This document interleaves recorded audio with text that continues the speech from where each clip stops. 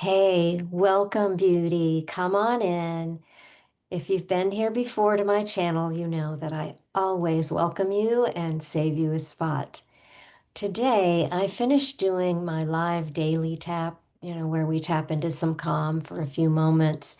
And I just wanted to jump back on and talk about something that we resist a lot, particularly women, but it happens with all of us, and it's anger. It's really expressing our frustrations and anxiety around things. And anger can often be festering in us, and we don't give it a chance to be voiced. And it comes from many times of, just pushing that down. And if you're in that certain age that I am, you were raised that way. And many of us were. And I've seen, time and time again that happens. I am in awe and love our younger generations because, especially again with the women, because even our young girls will stand up for their rights. They stand in their power and they can take it to voice their authenticity. So I just want to invite you in because this was something that I struggled with for most of my life. It's only been in the past decade that I've really been able to see that's what's there and how much I had pushed down. And what I want you to know about how we push things down and hide or deny, when we do that on the negative side, the things we don't want to look at, we are also storing that with our wants and our needs, our desires. We put those away too, because we try to make sure that we're behaving in a way that is acceptable, a way people want us to be, and not make waves, right? And this can come from our upbringing and through our parents and caregivers. Excuse me, I'm going to have a little tea. I forgot my water. But I want you to know, well, that didn't help. Okay. So this can happen actually when I'm trying to speak to my power. My voice will go, Are you sure you want to do that?" So tune in with me as I talk about this for a bit. It's unscripted, which I often do with you. I will be bringing notes and things for specific things I want to teach, but this right now has been on my mind. And because I was just helping a friend with this recently, and she didn't really know at first that this is the direction we needed to take. So I want you to know that sometimes when we start working on one thing, something else is underneath it. Like the very first time I ever used tapping, it kind of dropped into my lap right when I needed it most. And I was tapping away on the anxiety. There was so much going on, and tears started flowing, and I wasn't sobbing. It was just, waterworks, but underneath was this emotion that came through, and it was guilt. And then tons of tears were flowing, but I kept tapping, and then it released, and the stress within me softened, and I didn't have that kind of, angst going on. And I slept for the first time, and I don't know how when. But I want to share that part because it is so critical to helping you get through what's keeping you stuck, what keeping you being frustrated in the first place.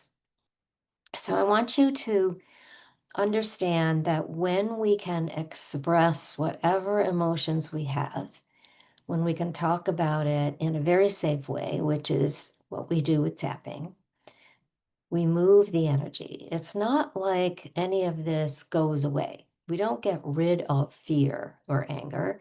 It shifts into a different energy, a more power and more creative energy. So I want you to bring up something that's bothering you, something you're stressed about, that you're worried about, that causes you angst. And you might right away go to the worry and the fear, but what else is there? Often we have this frustration, this, oh my gosh, I wish I could get through this. I wish this could change. I wish I could do something else about this. And I'm so frustrated. I don't know what to do. That was me when I was in this high anxiety because of what was happening in my life. And I was doing a lot of this. Oh my God, I'm so frustrated. I'm so frustrated. I really don't know what I'm going to do. And a coach of mine told me, she said, frustration, that's actually anger. That's another word for anger. And one of the words that particularly we women use is disappointed. We will say, I'm not mad, I'm just disappointed. I'm not angry, I'm disappointed. That is anger. It is our way of expressing it. It's how we know we don't want to get anybody else upset. We don't want to hurt anybody else. So we will tell that person that's actually frustrating us that, I'm not mad, I'm just disappointed. And disappointment is there. We are always disappointed with it, but it's more. It's actually anger. So I want you to just bring it up, recall something if it's in the past that's still there, still niggles at you, or something going on in the present. And it can be in your personal life, your professional life. It can be something that's going on in the world, within your vicinity, in your neighborhood, within your town, within your state, your country. Here in the US, we have a lot of that going on. And it's happening around the world, right? We can be truly upset with anything that's going on. And the secret behind anger is that it's always about something being unfair, something that we perceive as being unfair, whether it's actually a real unfairness or it's something that we believe is unfair. And often we'll shove it down until it's affecting others, someone else, a child, animals, our it can be what we call our family, but it's bigger, the people that we really care about. So, there are groups that we really have a heartbreak over, or that, there's a lot. So pinpoint something and understand that this anxiety that can come up, this high anger that can burst into rage is there. I have a lot of really deep exercises around it, but I want you to practice something. If you have someone or a group of people or a situation that is really needs to be addressed, before you go into a conversation that could end up being a confrontation, that you might have something where you need to confront someone or a group of people. You need to address it. I'm not asking you to do it. I'm asking you to practice and to think about how you could do it. And we're going to talk about how we can voice it in a way that when you're done, it's a win-win situation. If you go into it with the idea of coming out with the result that you wish and have a win-win rather than, this or that, it's always about embracing both and. So imagine you need to confront when you do tapping before you have that confrontation, whether it's a conversation on the phone or over Zoom like this, or you're in person, if you do some tapping beforehand, it will be more of a conversation than a confrontation. It is truly magical and remarkable how it works. Because when you move that energy and you bring down the angst around the anger and it shifts, the other side of anger is passion. passion for your desires, passion for your mission, for what you want to create in your life, passion for your well-being and those around you. And you may be one of those leaders who has a passion for a wider scope in this nation, in this world. So I want you to really embrace any of it that's there and know that when we tap, we call it tap and rant. We actually visualize and have this feeling around what it would be like to have the confrontation. And we do it in a safe way. So you do this on your own where no one gets hurt. It's not worried about hurting the other person or the other group. And nobody gets hurt, especially you. Because what happens when we really kind of let that go and it comes out? People get hurt, including yourself. Usually we're so upset about the last time we got angry that we don't ever want to do it again because we did hurt someone and we did suffer consequences and we did feel bad about it. And you may have been raised where angry parents and you vowed you would never do that. Or it just didn't happen in your household. It wasn't allowed. Or maybe it was both. I definitely had that. One who was vocal and one who was not. So there's a whole lot around our history, but just lean into the idea that you have the freedom to express what's on your mind in a safe way. So you go into, if you're home alone and your walls aren't thin, you can do it there. You can go into the bathroom and close the door. You can even run the water. You can get in the shower and do it. But you can um, scream into a pillow. So you can do what we call the whispered cry, where it's like, "Ah," and we're not being so loud that people hear us.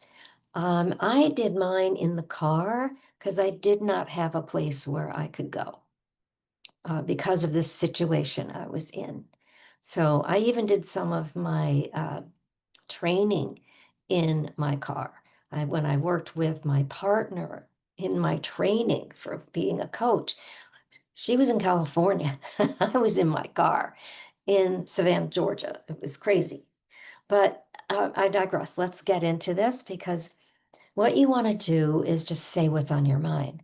What are the thoughts that are spinning as you bring up a situation, a person, and you start to go? You want to be able to express what's on your mind. Some of us bypass that and we try to get into, I'm just going to lead from my heart. I'm going to wish them well. And that's really very good. That's often what we need to do, what we have to do in certain situations. But when you can be on your own and you can tap and be safe and vocal, miracles happen.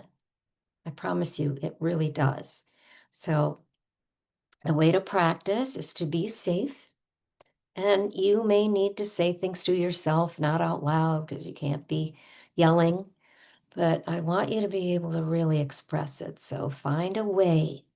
If you're in your car, you go somewhere safe where you can park. It's summertime, Northern Hemisphere, you're going to be in the shade. And, run the air conditioning on and off so you don't overheat your car, whatever it takes. It doesn't take very long, by the way. It's really very quick once you get into it. And we often need to pretend at first because it's not in us. And that's what happened to me. And I'll show you how. And you can tap along with me. You can substitute words or add in other ones that fit for you. And just follow along with me. And you're aware, you can get the tapping guide and the tapping videos from my website or on YouTube. It's really everywhere. So please help yourself there. I give you a lot in my book, The Woo Woo Way, and it's extremely informative and a lot of exercises, and I talk about that anger tapping a lot. So let's get into it. So bring up the situation. And I want you to, most of us, a lot of us are not visual, we don't visualize, but we have a knowing and a feeling. So just bring up the situation and feel into it. And imagine this person or these people in front of you. And you are about to confront, to tell them what's on your mind. And I want you to imagine that it's going all wrong, like it often can when we're trying to get out how we feel. And we are just going to really go for it, and we're going to go over the top. And when you do tapping like this on any emotion for anything, you need to go over the top with it so that you can really bring it out, especially with the anger. So let's start there. And I'm going to start with pretending because often that's how we have to do it, okay? Especially when we're first learning about it. And so we're going to start at the eyebrow point, right at the end of the brow where it meets the bone. I mean, it's on the bone where it meets the nose. I am so frustrated right now. Side of the eye. I'm really not mad. Under the eye. I'm just disappointed. Under the nose. It feels so wrong. Chin. I get so upset. Collarbone, I feel so hurt. Under the arm. And I really don't know what to do. Top of the head. But I can't go on this way. Eyebrow. This isn't fair. Side of the eye. It isn't fair. And maybe I'm mad or sad. Under the nose. No, I'm mad. Chin. I am furious. How could he say that to me? Why did she do that? Top of the head. What's wrong with them? Eyebrow. Don't they see what they're doing? Eyebrow. Don't they see how hurt I am? Under the eye. This is totally unfair.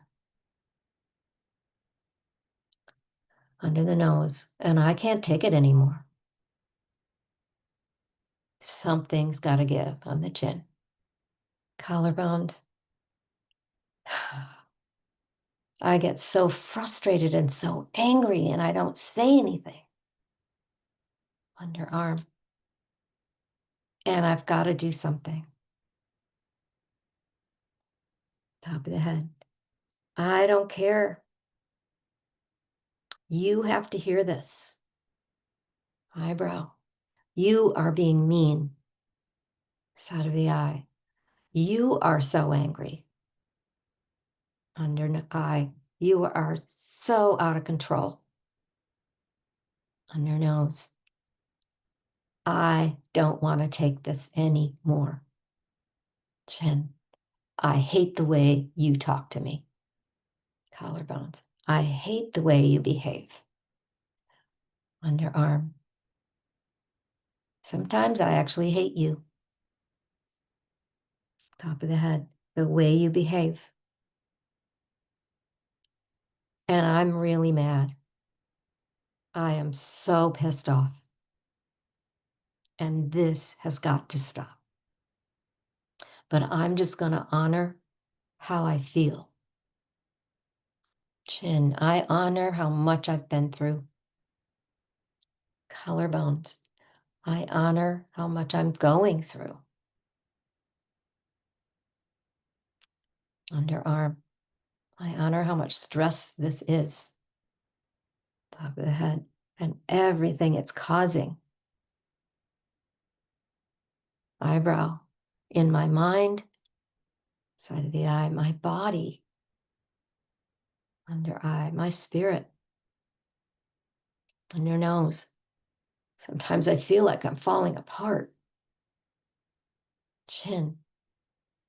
I don't want to be angry. Collarbones. But I am. Let's stay here. And I'm just going to honor that. I have a right to stand up and say it. This has got to stop. And just take a breath. Now, in all of this, I'm not yelling at the camera because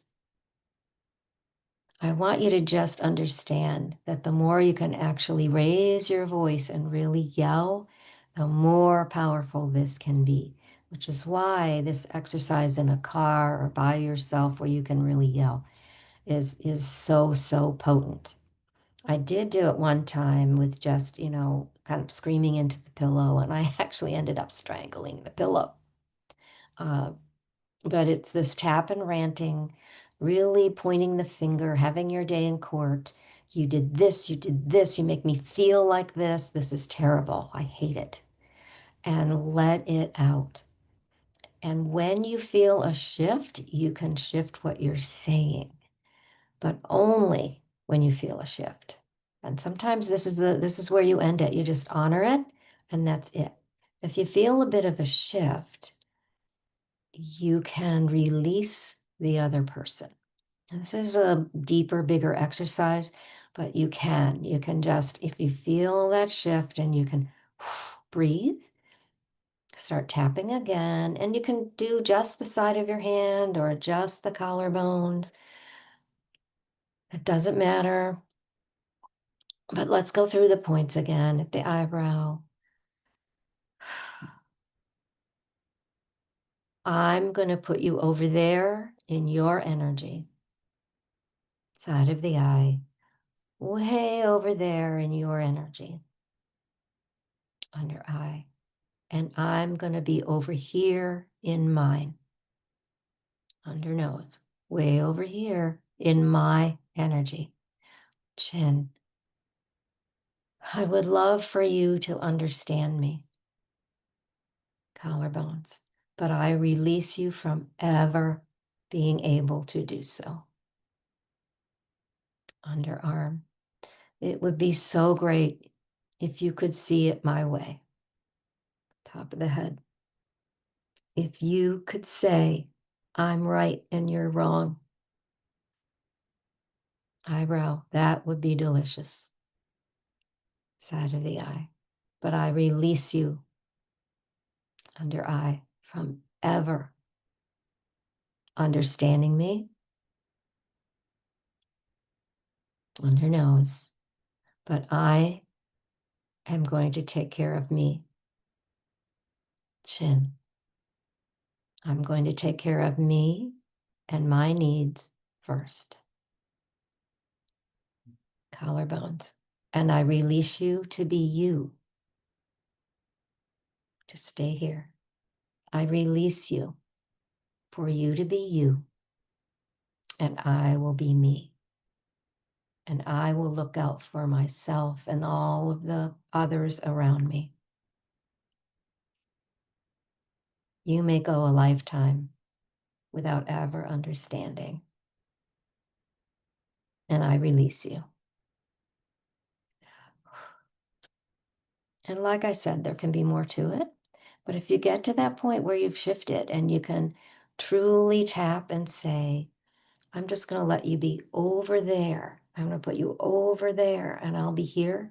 What happens is the friction that's here between you and this other person or this group or this entity of the nation, it doesn't matter. It shifts. It opens up. The energy is bigger this way. It widens and you have more space to be you and they can be them. Now, I've seen this happen over and over again. I had this happen with a client, and he had a lot of anger about a particular person. And I said, I promise you, if you can really do this work. And he did it with me, and then he did some more on his own in between our sessions. And when I saw him the next time, he said he went to a gathering, and that person was there and they didn't come up and annoy him like usual. They stayed on the periphery of the room, didn't come near him. He was so relaxed. He didn't have all that anxiety and anger in him for that particular person. Now, we had to work on a lot more anger for him because he had a lifetime of it. But I want you to know there's layers, and if you do this, particularly for the one that's really there for you, a lot of the other ones won't matter. They'll just like, "Pff, they don't matter anymore." So just kind of see how that goes for you. Try it out. I guarantee you. My other favorite is a woman who was estranged from her son for, I think it was 3 years. She did not want to do the anger work. She loved her son. She didn't want to point her finger at him and get angry at him, even in her own private space and with me. And she finally did. And I kid you not, 2, 3 days later, he called her and he wanted to come home and visit. And they got back into their beautiful bonded relationship. They had a lot to talk about. She did a lot of tapping. She actually shared it with him. So I want you to know that this is that tool you have right there that you can use anywhere, anytime. So come along with me and I'll be bringing you more. If you're more curious about the anger tapping, please, I will direct you to my book. You can read it or listen on Audible. If you haven't already, let me know what you think of that, because there's exercises there. But I go into the one anger tapping that was the most profound for me that I will never forget. And maybe one day I'll talk about that particular one again here in these videos. But I want to keep bringing you whatever it is that you need. This just came up this week, and I thought, you know what? We need to visit this, and we'll probably do it again. But if you tapped along with me or you want to use the recording and do it again, please let me know how that resonated for you. Did it help you? What happened? And let me know in the comments or reach out with a DM. Um, you can email me from my website. There's all sorts of ways to get in touch with me at Coach Sandy Evenson, of course. So uh, I always want to end with this particular statement. You are loved. I see your beauty. I see your light. Shine brightly.